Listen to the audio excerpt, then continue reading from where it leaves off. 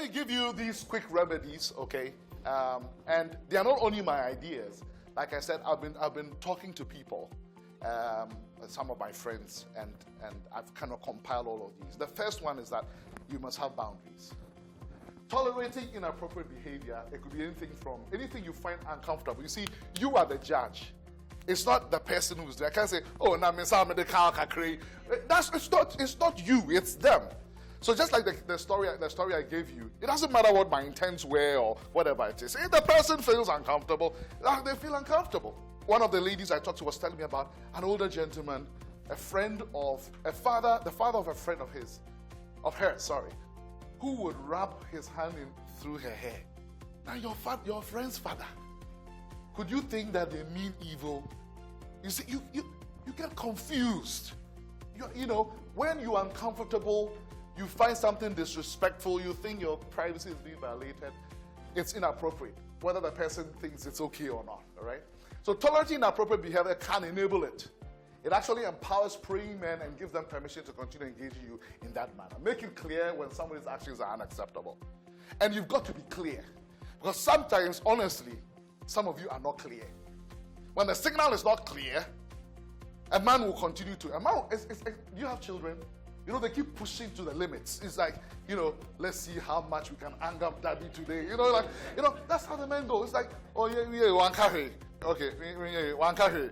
You know, I'll see on baby Sabbath. And the friends will be telling you, oh, upel. You know, make it very clear I'm in pal. And I'm in pal. I hope some of you understand, or most of you, but, you know, yeah. Don't give mixed signals. One of the companies we run is called Pebicaps. It's an online literacy service. Has thousands of books for children. We recently got a CEO who came to us from BTL, Cynthia, and she said, women are required to set clear boundaries on what is permissive and a no-go area. A lot of people take advantage when they see you have no will to stop them. Avoid conversations that may certainly be suggestive. Avoiding accepting invitations for personal engagement that may put you in danger.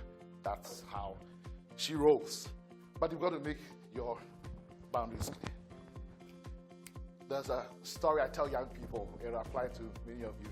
A guy who's trying his hands on this young lady and is like, Mimpesa. Missy Jai Mimpesa. What's here? Jai Mimpesa. Then the guy stops, then she says, oh, into which Jai? Don't give mixed signals. It's a wejai. I'm going to meet the wejai. Okay. So number one, boundaries, right? Let's set clear boundaries. You know. Number two, speak up. Silence won't solve the problem. Address unwanted advances directly and set it. Silence won't solve it. Don't hope the person will know. You know, some of us will do it innocently, but we still don't know. You have to educate us. But some of us will do it intentionally. And we don't want to know. So you've got to speak up. You've got to speak up. Eloina, who is one of the friends I wrote to, she's the general manager for Delta Airlines in Ghana. And she sent me some very good stuff. But one of the things she said is, ignoring predator men will not make them go away. Isn't that a powerful statement? Ignoring will not make them go. Say, oh, they may even take it as, hey, in your interest. Maybe she has interest, right? You need to let them know in clear words that you are not interested in their advances. Speak up. And I know that in our context, it's hard to speak up. There's a workshop we do. Maybe one of these days we can organize and do. It's called Dealing with Difficult Discussions, and we share some tricks and some steps to be able to speak up in difficult circumstances. Do you know that culturally we don't do well with having frank conversations? We hide, we shilly-shally, we dilly-dally, you know, that kind of thing.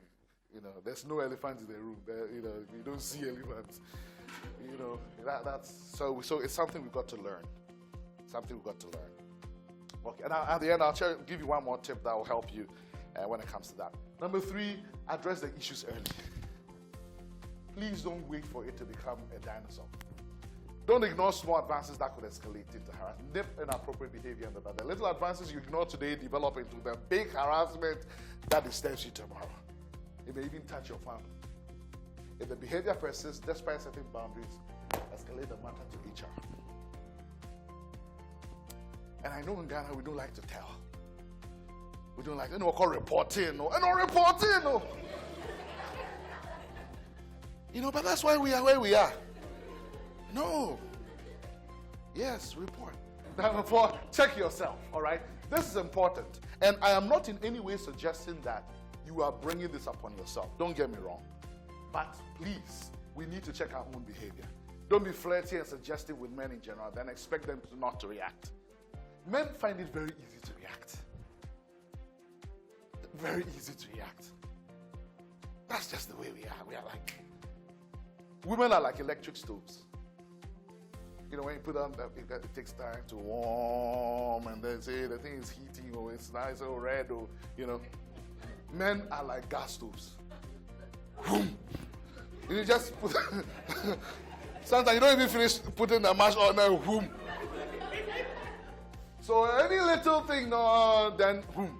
Why? And then number 5.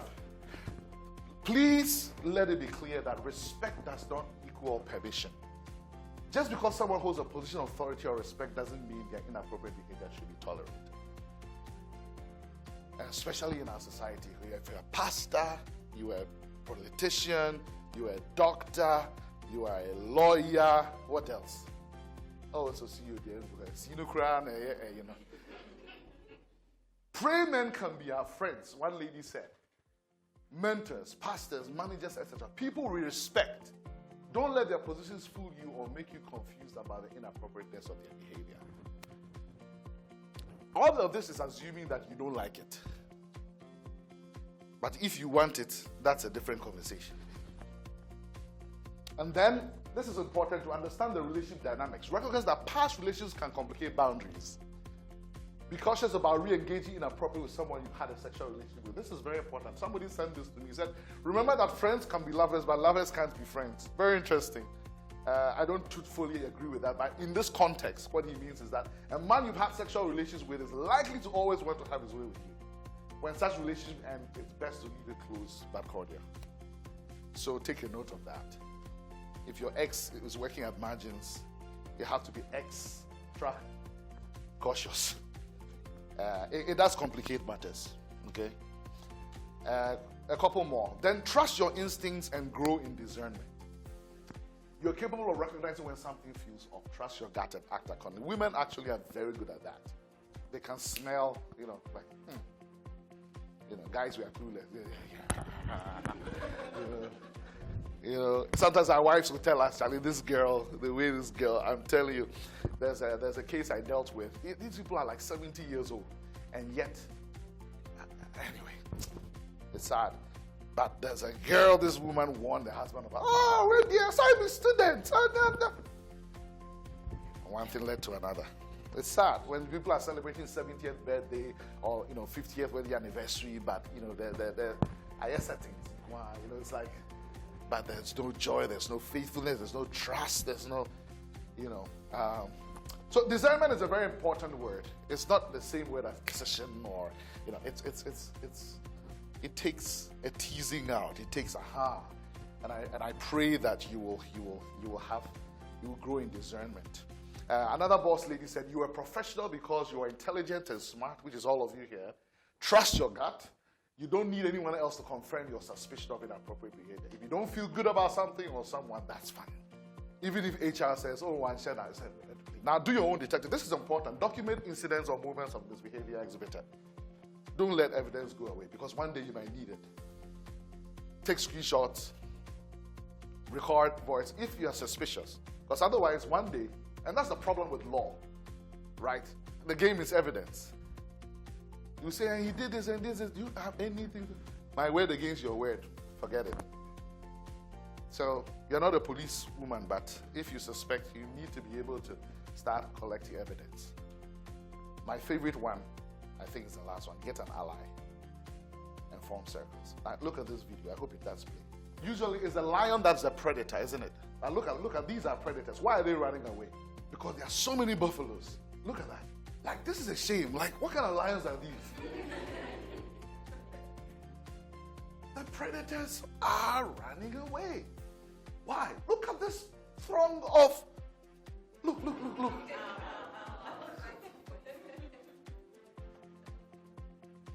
Incredible. And I pray that is what happens, whether it's at margins or it's at wherever you're working. You know, look at this one is trying. And they're going away. They're not even trying to chase them. Wow. Can this happen? And that comes from, look at that. And let me stop sharing. This is very bad for the lions.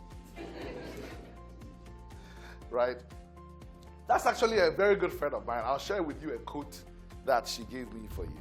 And I actually picked some things from her because I asked her, why do you feel safe around me? How do you know I'm not a predator?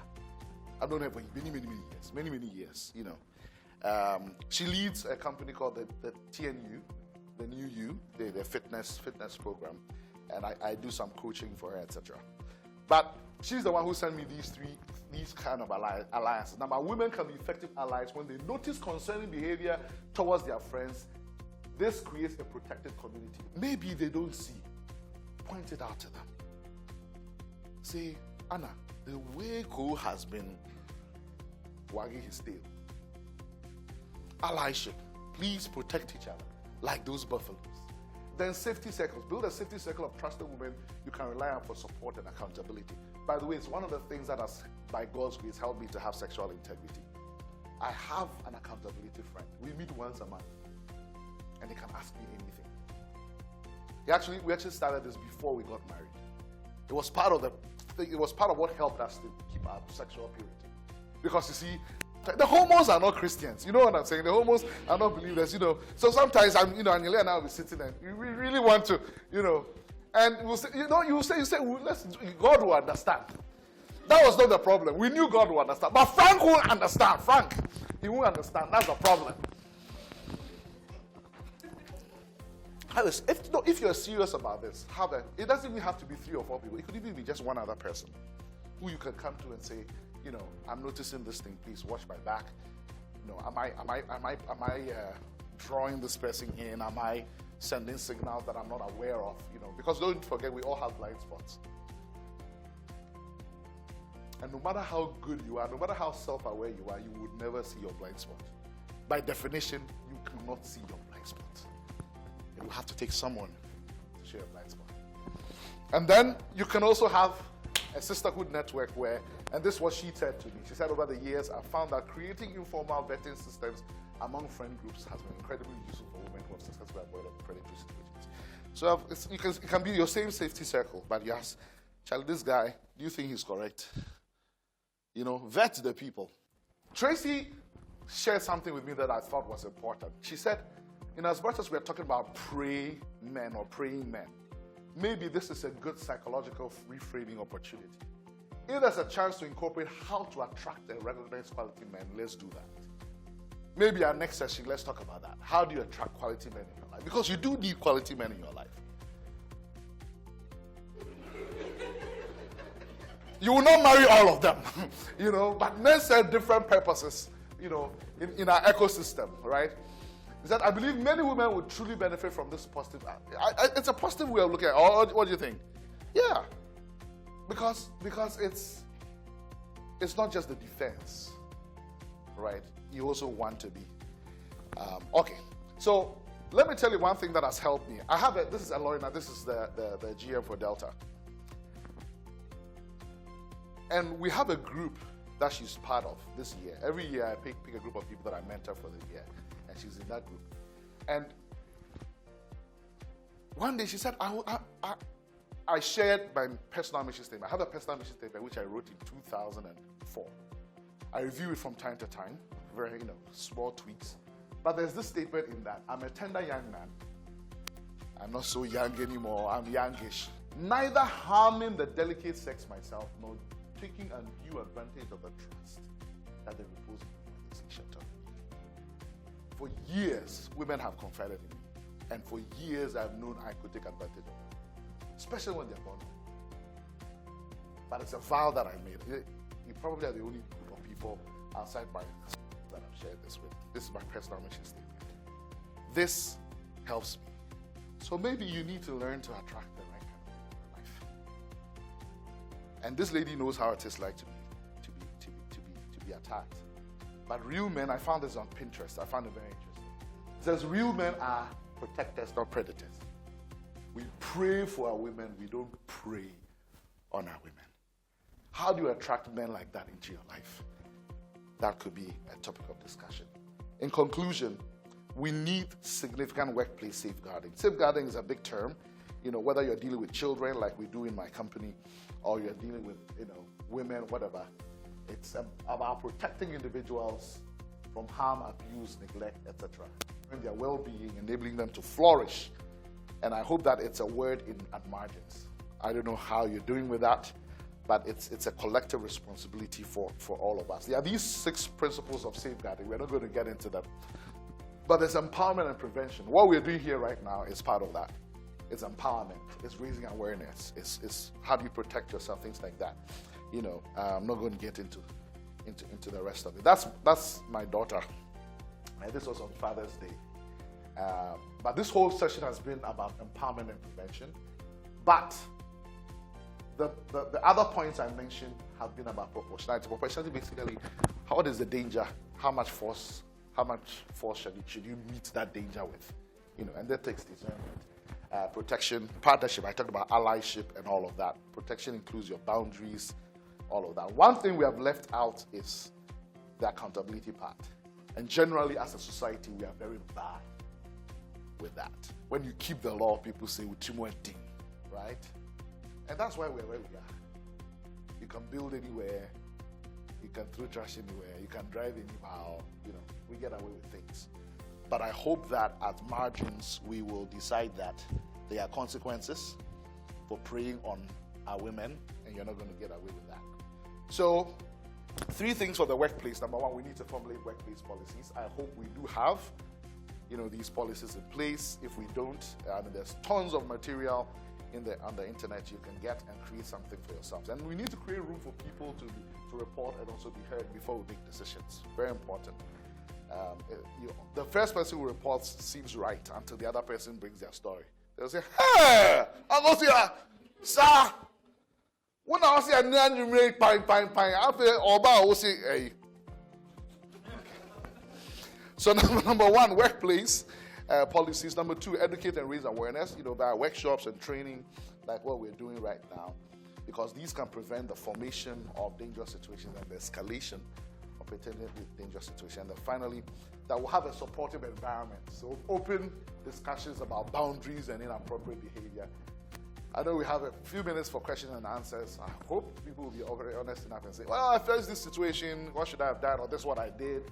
And then protect and support women who report. This is very important because women report and then we shame them, right? Or we're still, we make them. It's just a fallen human nature. It just reminds me of a woman who was caught in adultery. Do you remember in the Bible, Jesus, and they brought this woman ready to stone this woman. Now, who commits adultery alone? You know what I'm saying? Where was the guy? Because if you read that text, read it again. I've read the Bible cover to cover. This year I'm doing it for the 12th time. I've read that story several times. If you read that text, it said, Jesus, we caught her right in the act. That's what they said. It said right in the act. And yet, there was only one person that was being stoned. So I hope that we'll be an environment that protects and supports women who report. And I'll leave this last quote with you. This is one of my friends also who wrote to me. To protect the women who are bold enough to call out or report pregnant. Manage the situation without putting her in an uncomfortable position to have to defend herself in front of the man. Give them some days off if needed, depending on the gravity of the situation. Move the man elsewhere or fire him if the situation calls for it. I pray that we'll protect our women and anyone who's vulnerable for that matter. That hopefully this has been a useful session. God bless you.